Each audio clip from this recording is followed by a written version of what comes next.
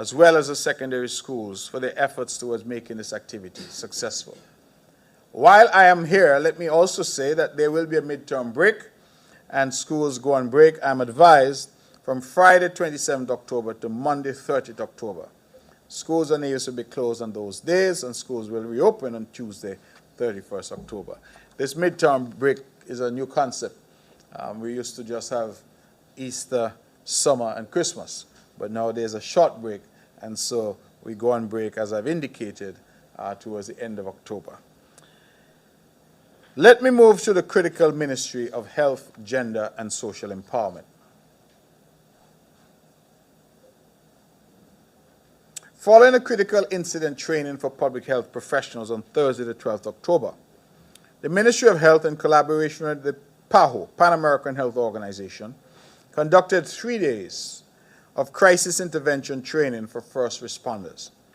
28 participants, comprising of police, immigration, fire, disaster behavioral health officers, hospital and community health officers, attended this training. The training was facilitated by Dr. Elmer Augustine, consultant psychologist from Chicago. Law enforcement officers are often called to intervene and engage people with mental illness. The ministry feels it is critical that crisis interventions are guided by a basic understanding of mental illness and by de-escalation techniques which will protect the dignity and human rights of persons living with mental illness while enhancing safety of all involved. Put differently, whenever we have first responders to crisis situations, including those who are suffering from mental health, it was important, we thought, to start to train our responders as to how to deal with individuals who may be having a mental health episode. And that was the reason for this training. We want to thank PAHO for facilitating the training of our first responders. The Ministry of Health and the Behavioral Health and Wellness Center, we have now unregrettably been forced to bid farewell to Dr. Yu Tang Cheng, neuroscientist. Dr. Chen is a volunteer from the Taiwanese ICDF, and he spent 1 year working with the staff at our Behavioral Health and Wellness Center. Dr. Chen was instrumental in producing a comprehensive situational analysis of the mental health situation here on the island of Nevis in terms of incidents, new cases, over the period of 1997 to 2022. We thank Dr. Chen for his invaluable contribution to the ministry in terms of research and data analysis. And we thank the Republic of China, Taiwan, the Republic of China, Taiwan, for their invaluable partnership and continued assistance to the peoples of St. Kitts and Nevis. In observation of World Mental Health Day, celebrated on the 10th of October each year, 3 individuals were awarded by the staff of the Behavioral Health and Wellness Center for having been impactful working with the unit and with persons with mental illness. I want to publicly recognize and congratulate Mrs. Trudy Prentice. She's our Seniors Program Coordinator at the Department of Social Services. Inspector Alonzo Carty, St. Christopher Nevis Royal Police Force, Nevis Division, and Ms. Carla Glasgow, Nursing Assistant, Alexandra Hospital Medical Ward. The Alexandra Hospital was the recipient of a generous donation of 1 laptop donated by the Nevis Cooperative Credit Union as part of their Credit Union Week of activities. We thank the credit union. The laptop will be utilized at the radiology department. Also, I think, which is worthy of a headline, I'm here to advise that Nevis, for the very first time, has welcomed onto the staff at the Alexandra Hospital a radiologist, a qualified radiologist in the person of Dr. Kelsis Lecourt. Radiologists, of course, are specialized physicians who analyze medical diagnostic images, whether it's ultrasound, X-ray, CT scan. And her addition to the team will help to expedite the return of radiological reports for doctors to diagnose and treat illness. We welcome Dr. Lecourt to the healthcare delivery team. Now, members of the press and the public would recall that the government has been systematically investing in new diagnostic tools for our hospital. We now have brand new mammography,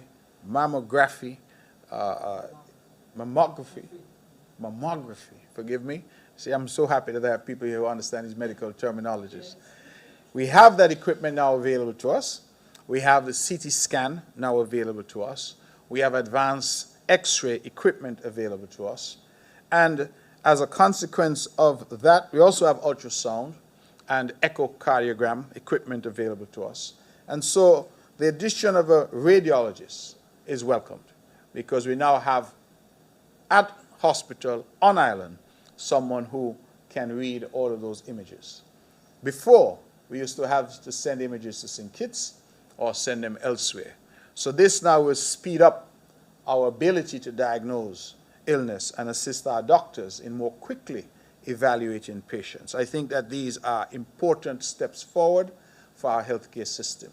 And all of what I've mentioned represent first for Nevis. We've never had a CT scan before.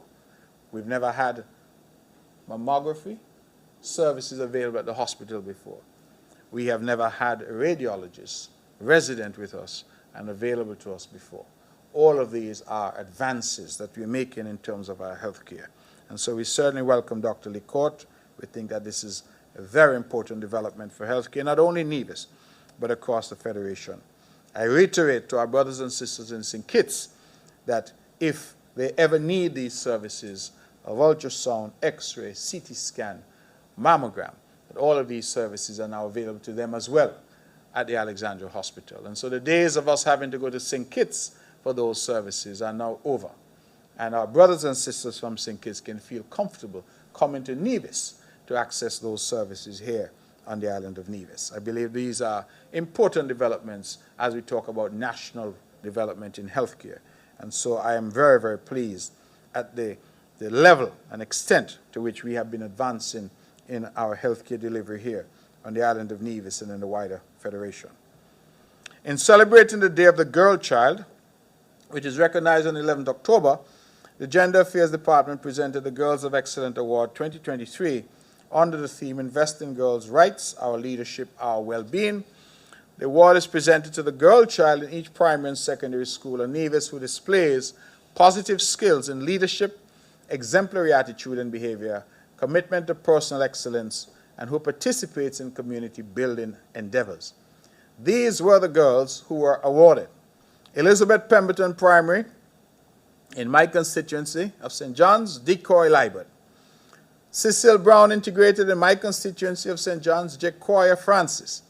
Charleston Secondary, St. Paul's. Shermia Thompson.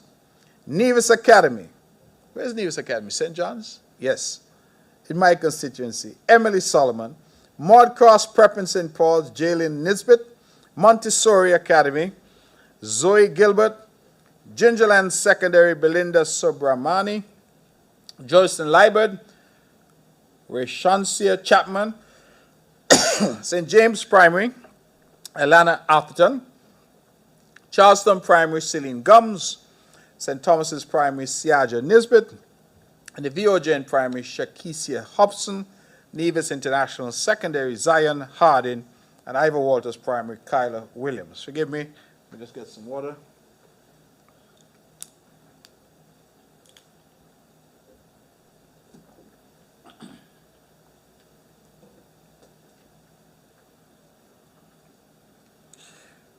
On the 19th of October, the department conducted a one-day seminar to commemorate Financial Information Month, dubbed Money and Financial Wellness, Overcoming Financial Challenges, and 35 participants benefited from that seminar. They covered topics which are important: how to grow your savings, how to get out of debt, making a budget and coping with financial stress. Also on October 19th, the department hosted a ceremony to culminate the piloting phase of the Boys Mentorship Program. Special thanks to the Nevis International Secondary School for consenting to be the pilot school, and to members of the board who volunteered their time, and to the Bank of Nevis International for being the sponsor of this very important program. Actually, Bank of Innovation International, they've changed their name. Special appeal is being made for males in our community to volunteer to be mentors for our boys, as the department aims to expand the program to other schools across the island. Sticking with healthcare, I'm very happy to report that since our installation of our brand new CT scan machine, we have been able to perform 191 scans using that machine. And our mammogram services at the hospital have so far serviced 189 patients. Now, we are this month talking about breast cancer and seeking to rally our people and encourage our people to collectively fight against breast cancer. The evidence suggests that mammograms are the best tool available for detecting breast cancer, especially detecting it early. When we installed the new mammogram machines at the hospital and commenced this service, we decided as a cabinet that the service will be free for the rest of the year. We decided that the service will be free until December 31st. Why? Because we wanted as many women as possible to be able to access that service. We did not want it to be said that because of the cost of the mammogram that some women couldn't afford. And so we said it was free, F-R-E-E. However, some women nevertheless complained because in order to access the service at the hospital, they needed a referral from a doctor. And so some women said that it was difficult because the doctor would charge them $200 for the visit. So that even though the mammogram at the hospital was free, they still had to have money to pay their doctor.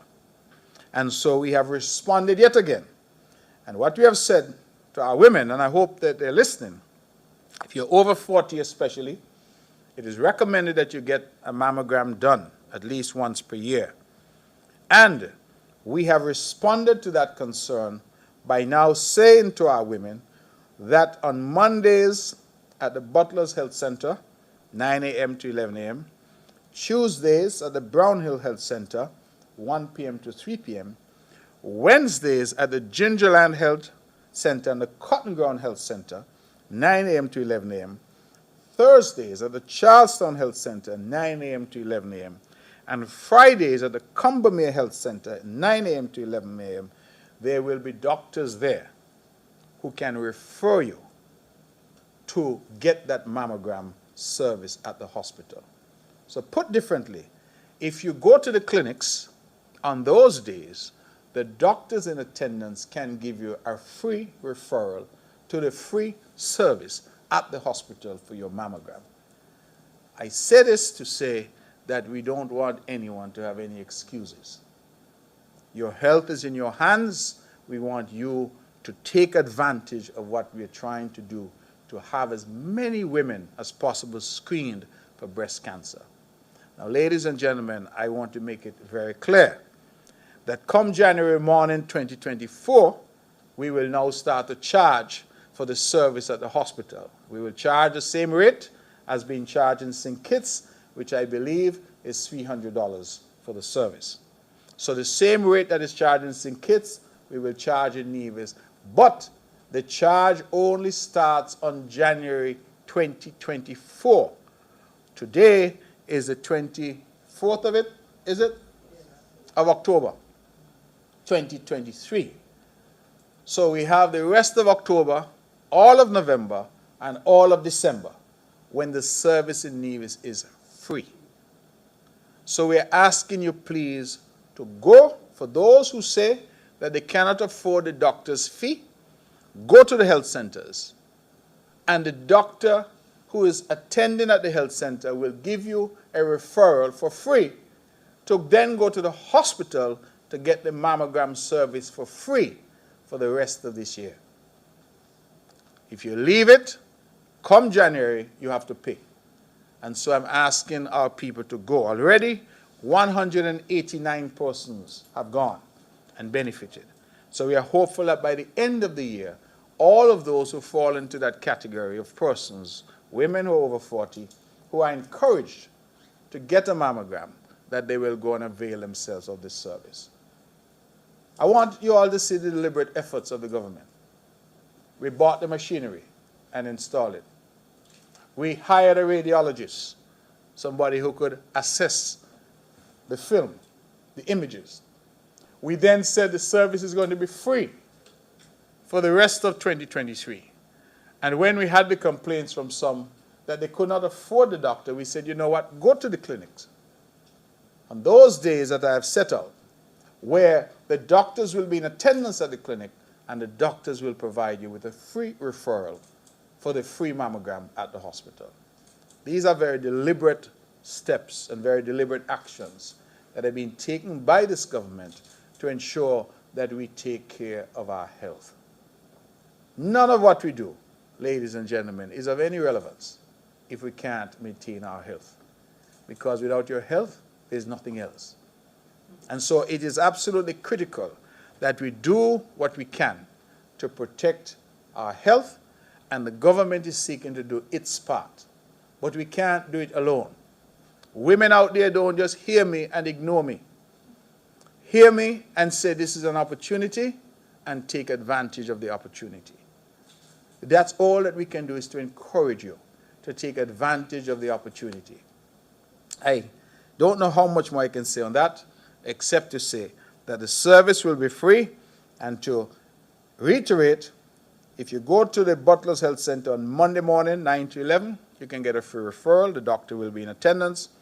Tuesday, Brownhill Community Health Center, from 1 to 3. Wednesday, both Gingerland and Cotton Ground Health Centers from 9 to 11.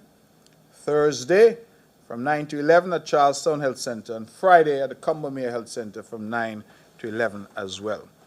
Now, this is saying you can get a visit with your doctor at the Community Health Center for free, and you can get consultation, general Medicare, medical care, and you can even get your mammography referral there. So we are covering all eventualities and encouraging again our women to take advantage. Now, I can't pass on without expressing my thanks to Minister Janelle Nisbet, our Minister of Health, a young minister who has been doing some amazing work. To my good friend, Mr. Anthony Rodman Williams. Rodman was the person charged with organizing a Stonewall building workshop. Now, some people may laugh and say, why is the government involved in Stonewall building? Well, you know that Stonewall building has been a traditional technique here. And it is a technique where we found a lot of people who were involved are passing on.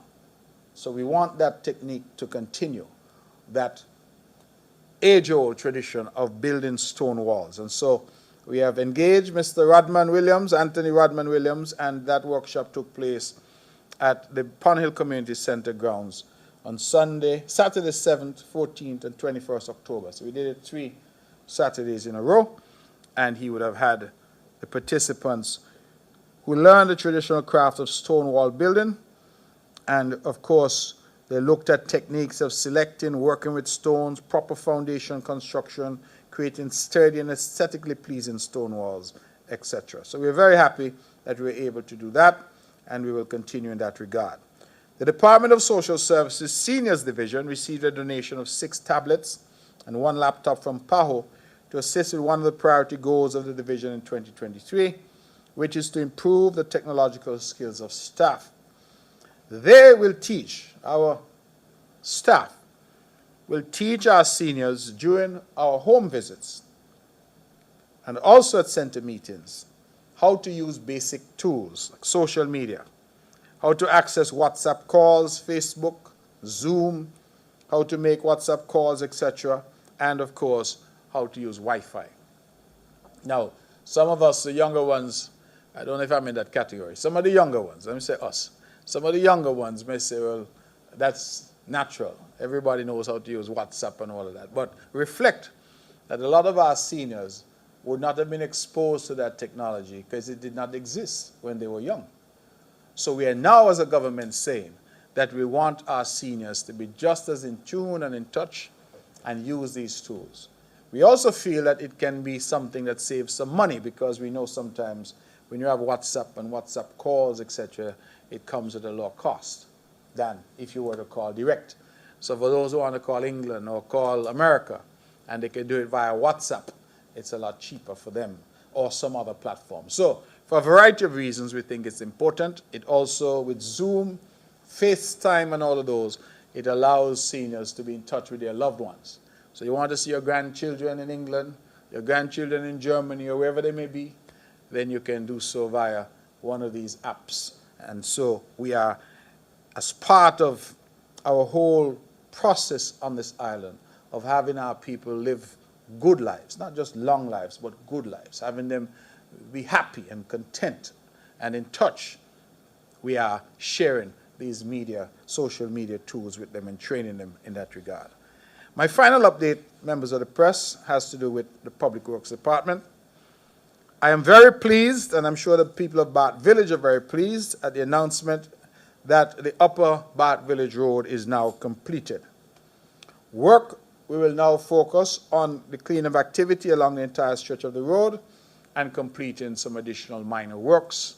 I did promise the people of Bath that we will look at other road networks within Bath, but the main road in Bath is now done, and I'm very happy to report that. The Public Works Department, we have ongoing works happening at Rollins Village along a section of roadway from Mary Herbert to the intersection by the concrete water dam. 2 retaining wall sections have been completed thus far, with 2 more currently under construction. A concrete U-drain is also under construction, and sections of the gut prior to and after the culvert have been cleaned and lined with boulders. The recent heavy rains caused some erosion along a section of the water mains, which were recently laid, but the team is already hard at work to remedy that problem.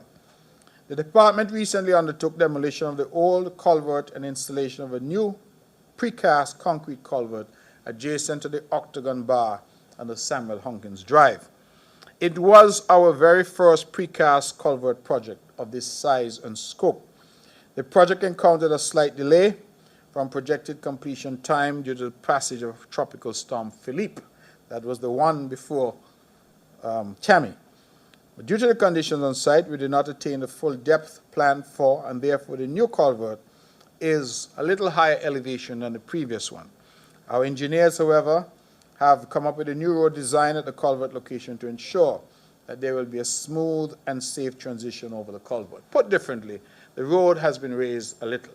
So if you're driving now by the Hunkins Drive, right by Octagon, you're going to realize that the road is a little higher than it was where we have installed a new culvert. Our engineers are dealing with it.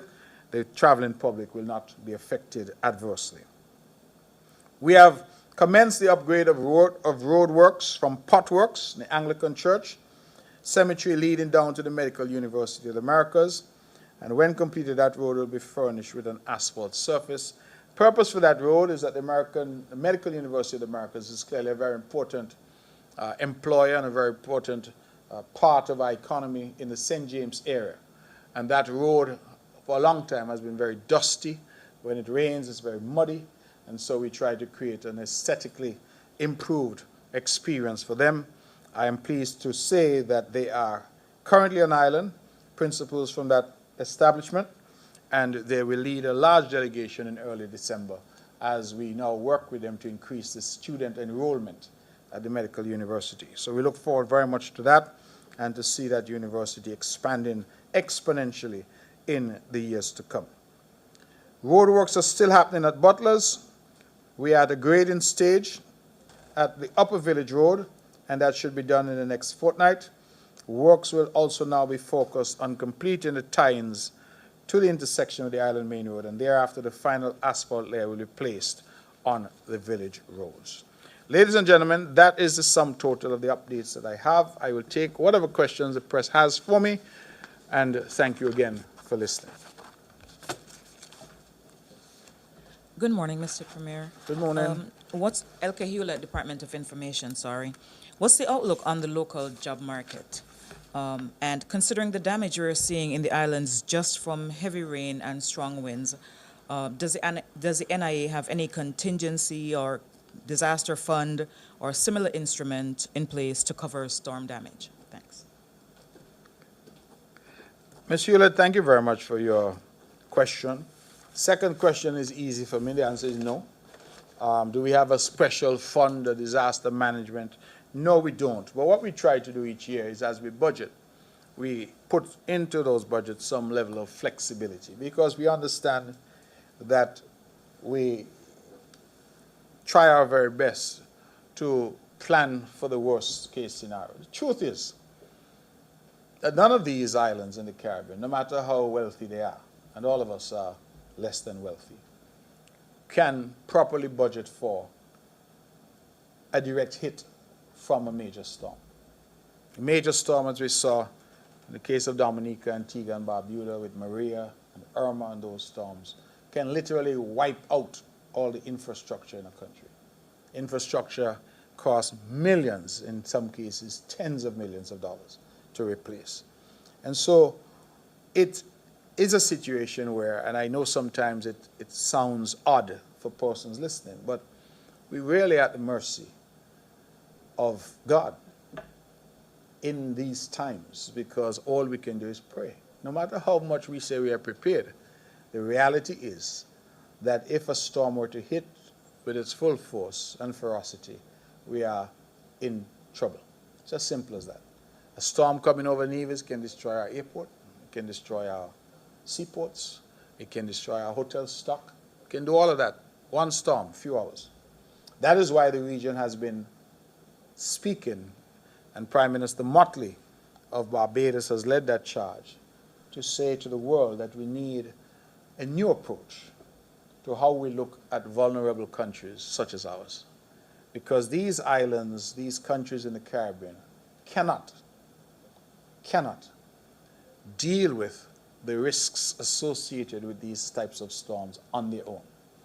We must have the international community, bearing in mind that there is the scientific suggestion that these storms are all part and parcel of the global phenomenon of climate change, and that climate change has been caused by the industrialized nations putting pollutants into the atmosphere, which has now resulted in hotter seas, hotter oceans, in drought conditions, in more ferocious storms.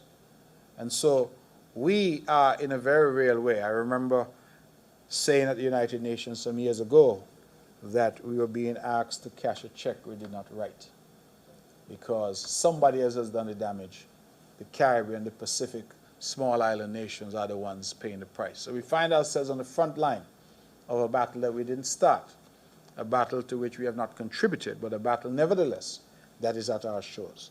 So I think any Caribbean government that says to you that they are prepared financially is probably misleading you, because there can really be no preparation financially for a storm of that magnitude if it were to hit. And so that is why I started where I started, by thanking God for sparing us yet again. I think God looked down at little Nevis and said, y'all can't take it. And as a result, he asked the storm to go out elsewhere into the sea. So, jobs, Ms. Hewlett, I think we have been quietly having very, very good returns in terms of jobs on the island. We decided, and I want again to commend Minister Spencer Brand, who is our Minister of Labor, that our Labor Department, which hitherto existed only to deal with labor complaints, what we decided to do with the Labor Department is to transform it into not just labor complaints, but also an employment agency. So what we encourage employers to do is, when they have jobs available, they advertise those jobs with the Labor Department. The Labor Department in turn collates all the information and says to the public, these are the jobs that are available. And they've been publishing a number of jobs that they have available. For those out there who see these publications and are interested in working and accessing any of those jobs, they can go to the Labor Department and bring their information, and the Labor Department will assist them in filling out the necessary applications so that they can access these jobs. We are trying to make it as easy as possible for our people to access work. I want to say, and I know people get tired of me saying it, the government is not the only employer on the island, and the government is not able to employ everybody on the island. A lot of people out there have this thinking that if I'm not working for government, I'm not working. If you can't give me a job in government, don't tell me anything about any job in the private sector. I'm saying to our people, the old adage remains true. You do what you need to do until you can do what you want to do. A lot of us need to understand that having an income is better than having no income. And so where there's the opportunity for work, grab it. It may not be the job that you desire. It may not be the job that you want. It may not be the career that you want for yourself, but you hold on to it until something better comes. That's it. You hold on to it. That old adage about the bird in the hand, our parents told us about the bird in the hand. The bird in the hand is still more valuable than 2, 3, or 100 in the bush. So hold what you have until something better comes along. This notion, it seems that some of our people now say, I don't like so-and-so at my job, so I'm quitting. You say, okay, you quit, so what are you going to do? I'm going home and sit down until something comes along. It's not how life works. You see me standing here today as the Premier of Nevis? I don't know any work that I have not done. All work is honorable once it is honest work. I have been a plumber, I've been a janitor, I've been an electrical apprentice. I tell people all the time that I've experienced all the ups and downs that life has to offer. You know why? For years I was an elevator operator. Going up, going down. All day I operated a freight elevator. I did what I needed to do until I could do what I want to do. Those are life's lessons, and all of us must be willing to understand. I have young people coming out of school, never worked yet, and telling you, then I'll do this and then I'll do that. That's not how life works. I know sometimes people don't like to hear this, but that's not how life works. You can't come out of sixth form and believe that you would be at the same level of a permanent secretary or the general manager of a major institution. No, because those persons have put in the time and the effort and have grown. Nothing comes overnight unless you're going to win the lotto. Can't happen overnight. So jobs are important, and grab the job. Where you start is not where you're going to end. Grab the jobs. And stop this notion that I'm not going to apply. A young lady said to me, "Me not apply because me not got no luck." I said, well, if you don't apply, you're guaranteed you have no luck because you can't be considered. It's like some people want to win the lotto, but they don't buy a ticket. So how is that going to happen? You must apply. You must put yourself in a position to benefit. And I'm going to say something I hope it is not controversial because it's true. When we look around our island, the people who are jumping at the job opportunities are the non-nationals. You know why? They come here to work. They come here for opportunity. They are no different to us. When we went to England and America and Puerto Rico and the Virgin Islands and St. Martin, we went to work. We did not have the luxury of saying, we're going to stay home. Because we had rent to pay, we had food to buy, we had to live. And sometimes we had people back home we had to send something for to support as well. So we are seeing a phenomenon on the island where the non-national community, sometimes they get one job and they hear about another one, they take that one too. Sometimes they have 2 and 3 jobs. And we have Nevision sitting down saying, no, work there and we can't find nothing to do. Get up. Go out, apply, go to our labor department, see what's available, and find work to do. All work is honorable once it is honest work. And I encourage our people, please do not sit by and allow Nevis to go past you. We are progressing. There are jobs available. Grab the jobs. If the pay is not quite what you would like, that's okay. Hold it until you get better. Hold on to what you can get until something better comes along. And sometimes if you go into a job and the job starts you here, once you demonstrate to them what you can do, you don't know where you're going to end up in that company. A lot of us started at the bottom and were able to grow Because as the employer sees that you're reliable, you're dependable, you know the work, they can trust you, they start to invest more in you. That's just life. And I encourage our people, too many of our people have this attitude of, I'm not even going to bother try. I'm just going to stay home, and then I'm going to cuss and say, the government now do this, and the government now do that. Not now go on for me. Poor me, poor me, poor me. And then you see a man rolling here from some other place, Jamaica, Dominica, wherever he comes from, and then you see him come in and he start to drive a little car, and you say, well, how he get car? He just come here 2 years, 3 years ago. How he get house? How he get land? Because the jobs that are being advertised that our own people are saying, me don't want that. Or the non-national community is saying, give me that and give me another one too. And they're making it here. And I don't fault them because our people did the same thing when we went away. What I'm doing is encouraging our people not to just sit back and be complacent in their own country. Jobs are there. I am surprised, for example, that the Labor Department, as I said, is functioning as a sort of employment agency. And they send out these jobs, and then, because every time they send them, I take them and I advertise them. And 2 weeks later, they send out again, and I see the same jobs. They say, for example, one I saw said they want 12 security guards. Some establishment want 12 security guards. And I saw it 2 weeks later, and he said the same thing. This establishment still want 12 security guards. It tells me that people aren't applying. That I would have thought by now in 2 weeks that 12 would have gone down to 6, because they filled 6 already. So I encourage our people, please. So I've gone a long way, Ms. Hewlett, forgive me. I went on a bit, but I just want to say that the job prospects in Nevis are good. And that there are a lot of jobs, particularly entry-level jobs, for particularly our young people. For first job, that opportunity exists. We have the call centers. We used to have one in Brownhill years ago that closed. We now have another one that has replaced them. And we have a second that has started operations in town. And both of those are also indicating that they're employing and they're growing. So I believe that we're in good stead where jobs are concerned, and encourage our people. It makes no sense for the government to be working with the private sector to create the environment for jobs if our people are not going to take advantage of it. Any more questions for me? Good morning, Premier. Good morning. Concerning roads, are there any plans to fix in the Westbury and Mount Lily Road?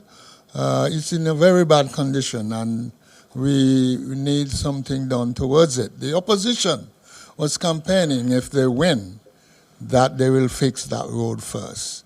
So is there any plans of fixing the Mount Lily Road? Thank you. Thank you very much. I should say, because people are listening and watching, that you're not a member of the press. You're just a citizen who's here at the press conference and decide you want to ask a question, and that is welcomed. Westbury and Mount Lily Road, it's been a discussion for some time. We have looked at that particular road. We have seen that the bit that goes up through Westbury, some of that isn't as bad. I think the area that is really bad is the area when we leave Fountain going into Mount Lily.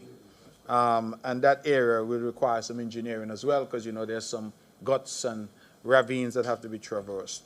I can say to you that that is a road that is, we intend to have that road done during this term that we're in government. There are 2 major roads that we've committed to in terms of village roads. One in Church Ground, connecting Church Ground to Hamilton, and this road.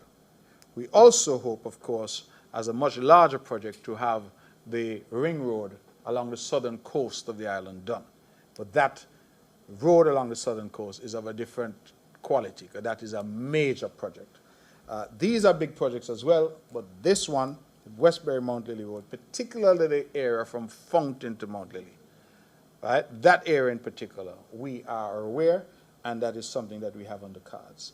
You will hear more about that as we get into the budget discussions, because we have to allocate the necessary resources to have these roads done.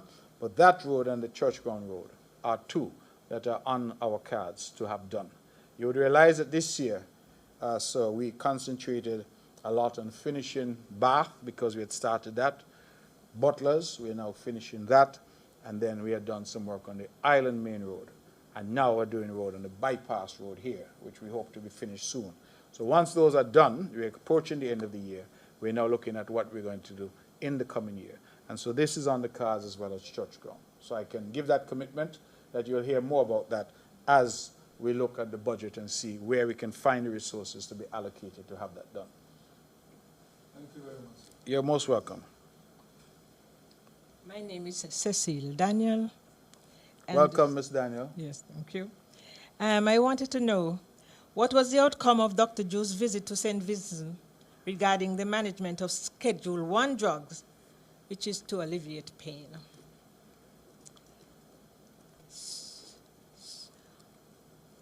It is a human rights issue that people should never die in pain. And I've been hearing and I'm seeing so many people who are distressed, and it's not good. Okay. So, what was the outcome? What doctor? Because he went there for a day to find out what was going on there. Okay, is that your only question or you have something else? Well, that is pertaining to health. Yes. And I think I went to get some records the other day, and all of these should be computerized. I think they've got enough people in Nevis are literate enough to use the computer. You got the sixth form, MERS, and so on. They can make it easy for you. Life is too difficult. Mind you, they should not throw away those old books, those logs. They should still keep them because this is our heritage. Okay. Thank you. All right, so thank you very much. Let me try the last point you raised, Mrs. Daniel, about the records. It has been an ongoing multi-year process to try to digitize the records in Nevis. We have our court records, land titles, we have our births and deaths records, all of those. It has been a difficult process because of the condition of some of the older records. Some, simply put, are falling apart. So you mentioned our heritage, our history, the fact that we need to preserve them. You're absolutely correct. But we also need to have them digitized to the point where we can do that. And it's very important. It's very important from our history, for people to know who were their foreparents, who were their grandfather and great-grandfather, and to trace their ancestry. But even from a perspective of the law and property titles and all of that, you have to be able to go back sometimes decades in order to trace the proper ownership of land. And so it is an ongoing exercise. We've had assistance from Taiwan. We've had assistance from various agencies to try and digitize those. We have made some progress. In fact, now we have moved the land registry. I don't know what records you tried to access, but we've moved the land registry now to the Solomon Arcade building upstairs. And we are trying over time to computerize and digitize all of those records so that we are hopeful that in time you can just go and whatever you need you can pull up on the computer, as opposed to them having to go and find the big books. Might I say the big dusty books sometimes, because sometimes those books go back, 60, 70 years, and to try and find them, yeah? So that has been an issue for us, so we're trying to do that. And then, of course, with our humidity here and the environment here, the paper disintegrates. So we had them in vaults, and sometimes when you take them out of the vault, as you touch the paper, it just crumbles. So we had all of those issues that we're trying to resolve. Dr. Drew's visit to St. Vincent, I do not know what the outcome was. I know that the news that we saw indicated that he was going to St. Vincent to tour a marijuana facility there. And we have been talking a lot in the country about marijuana. If you follow my debates in the national parliament, I have for some years now, even while I was in government at that level, advocated very strongly that we stop talking about marijuana and start to do something about it. Unfortunately, we are still talking. It has been, I was in government for 7 years, and this new government is there for 1, so at least 8 years of talk. And the issue of when we'll get to a point where people can benefit from the proven qualities of some of these substances, we're still nowhere closer to that. So I agree with you that to the extent that some of these substances, such as marijuana, can provide relief, we are told that it helps with people with glaucoma, it helps with pain management, and so it is time.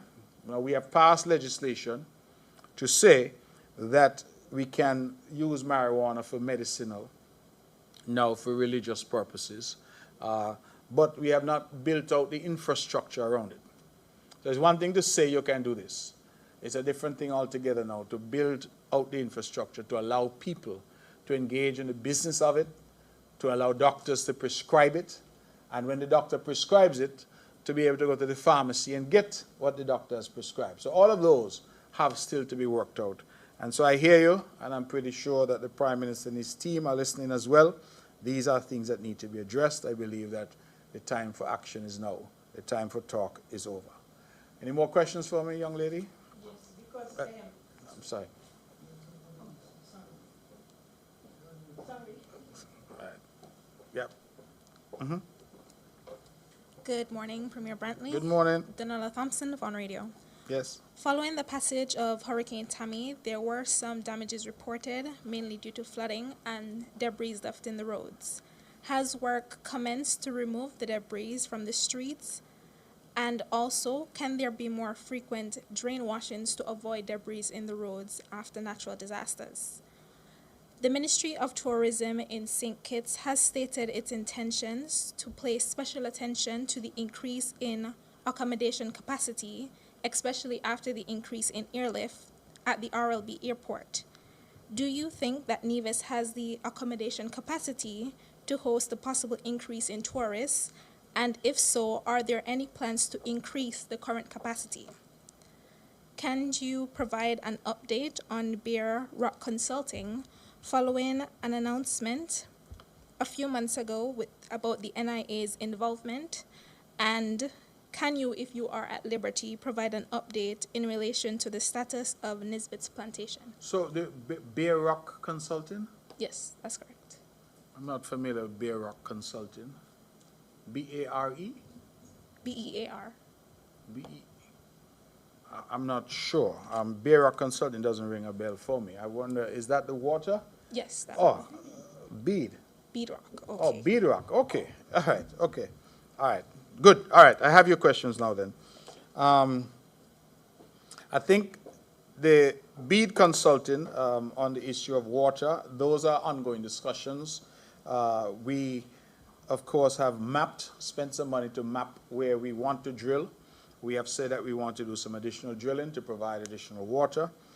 And that I believe that the Ministry of Works had completed a proposal that would go out to drillers.